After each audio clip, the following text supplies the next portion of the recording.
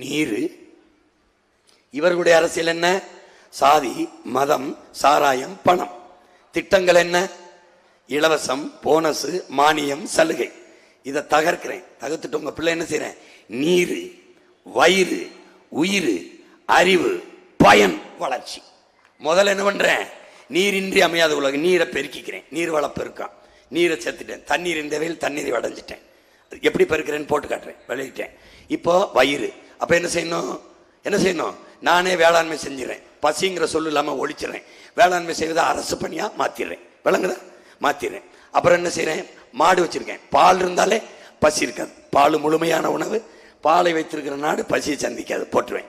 நானே நாட்டுக்கோழி முட்டை எல்லாம் இருக்கு. உனக்கு பசியை ஒழிச்சிடுறேன். பசி இல்லாத நாடாக பைந்தமிழர் நாட்டை படைச்சிடுறேன். அடுத்து என்ன இருக்கு? உயிர். உயிர் காக்கும் மருத்துவத்தை உலக தரத்துக்கு கொடுத்துறேன். கட்டணம் இல்லாம கொடுத்துறேன். இப்போ நீர், வயிறு, உயிர் முடிஞ்சிருச்சா? அடுத்து என்ன? அறிவு. அப்புறம் கல்வி. கல்வியை சிறந்த கல்வியை கொடுத்துறேன். 3 நாடு தான் உலகம் முந்திக்கிட்டு இருக்கு. பின்லாந்து, தென்கொரியா, சிங்கப்பூர். 3ஐயும் தாண்டி நம்ம தமிழ்நாட்டு கல்வி போயிருது. சிறந்த கல்வியை பிள்ளைகள் கொடுத்துறேன். 3 வயசுல என்கிட்ட ஒப்படைச்சிட்டு போயிடணும். அதுக்கப்புறம் என்ன படிக்கிறேங்கிறது எனக்கு அவனுக்கும். அவனை வளர்த்து பெரிய கல்வியாளனா அறிவார்ந்த தமிழ்நாட்டின் சொத்தாக மாற்ற வேண்டியது உன் வீட்டு வேலை இல்லை, நாட்டு வேலை. நீ விட்டுட்டு விளையிடணும். அறிவு. அதுக்கப்புறம் என்ன வேணும்? பயன். வேலைக்கேற்ற, கல்விக்கேற்ற வேலை, வேலைக்கேற்ற சம்பளம். அப்ப என்ன பண்ணுவேன்?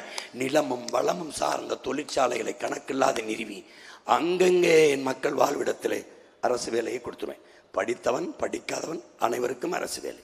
இனி படிக்காதவன் இல்லை என்ற நிலையை உருவாக்குவது நம் அரசின் அடுத்த வேலை.